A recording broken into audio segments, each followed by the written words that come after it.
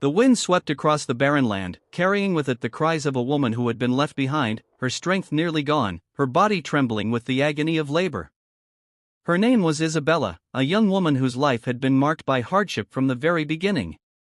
She had trusted the wrong people, followed a man who had promised her love and safety, only to be abandoned when she needed him most. Now, with nothing but the clothes on her back and a small bundle of hope within her womb, she found herself alone on a dusty road that stretched endlessly across the desert, where the only witnesses to her suffering were the silent stars above and the endless horizon that offered no comfort.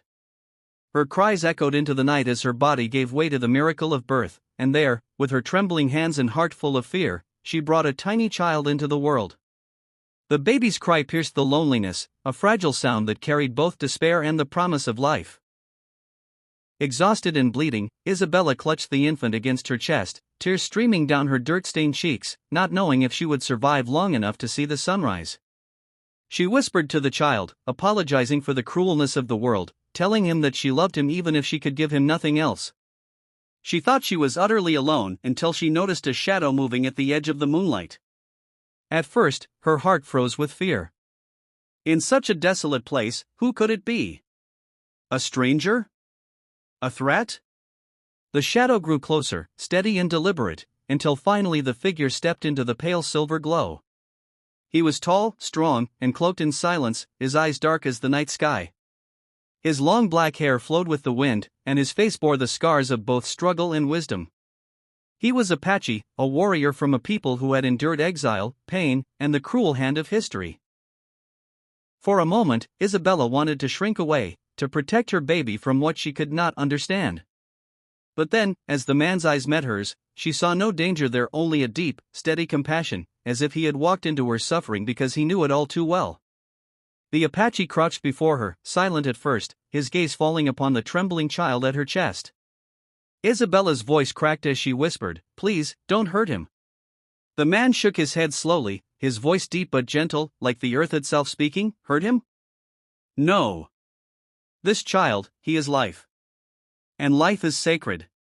With those words, something broke inside her, a wall of fear, of mistrust, of despair, and tears of relief flowed freely down her face. The man removed his outer blanket, carefully placing it around Isabella and the baby, shielding them from the cold desert night.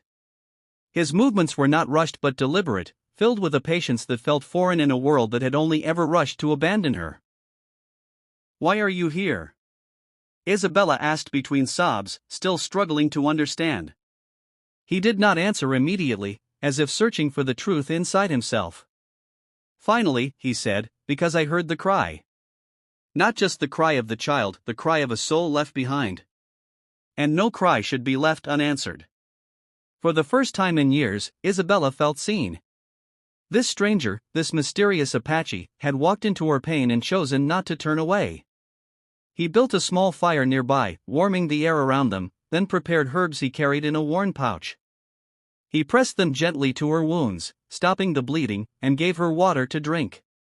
Through the night, he watched over her and the baby, guarding them as if they were his own.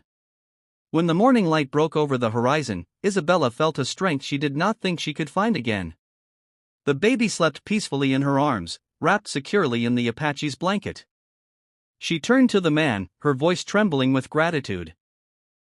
"Why are you helping me? You don't even know me."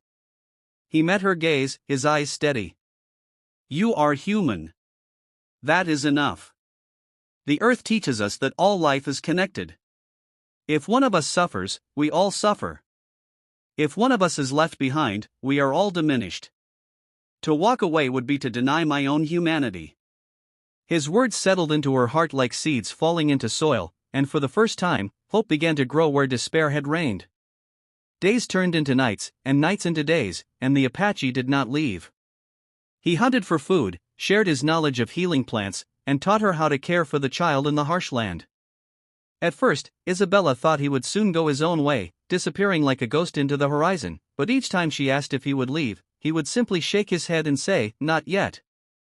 As the days passed, Isabella began to see glimpses of his own story. Though he spoke little of himself, she learned that he too had known abandonment, that he too had been forced to walk alone, carrying wounds that ran deeper than the skin.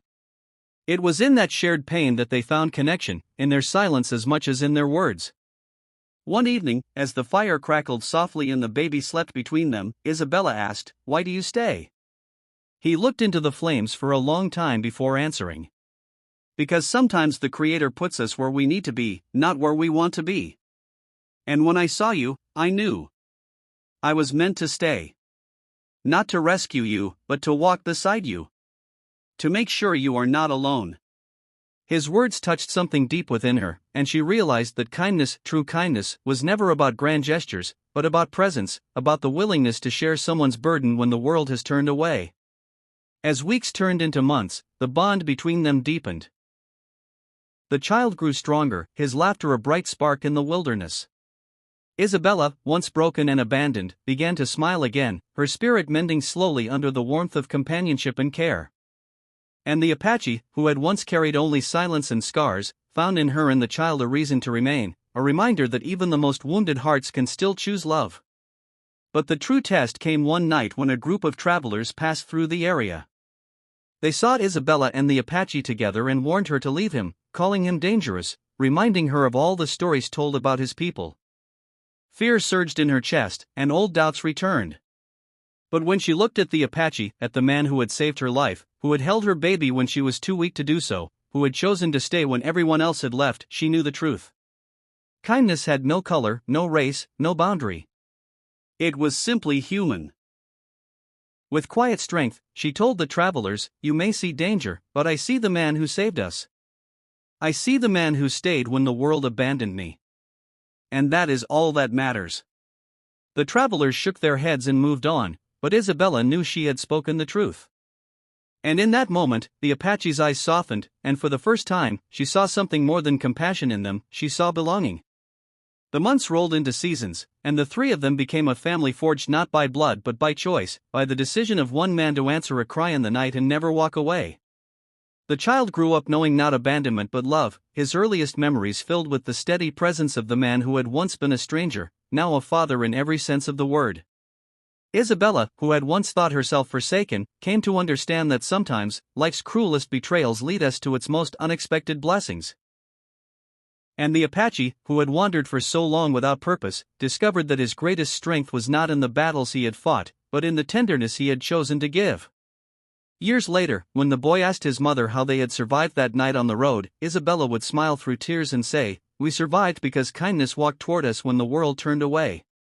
We survived because one man chose to stay."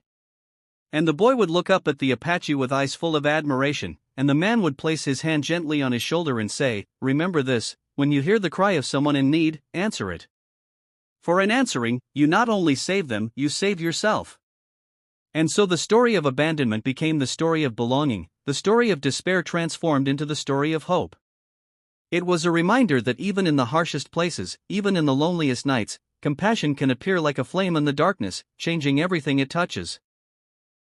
Isabella never forgot the night she thought she would die alone, nor the moment when a mysterious Apache stepped out of the shadows and decided to stay.